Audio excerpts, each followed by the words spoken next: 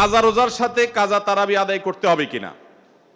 কারোর কোনো রোজা কাজা হয়েছে, এই রোজাটা যখন রমজানের পরে আপনি কাজা রাখবেন, তারাবির নামাজটাও কাজা করতে হবে কিনা। উত্তর হলো তারাবির নামাজের কাজা লাগবে না।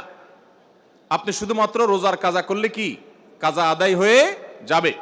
আপনার 5টা রোজা ভাঙতি পড়েছে, অনেক মা বোনরা মাসিকের কারণে রোজা ভাঙতি পড়ে, তাহলে যে কটা ভাঙতি পড়ছে সেগুলো আপনি রেখে দিবেন রমজানের পরে।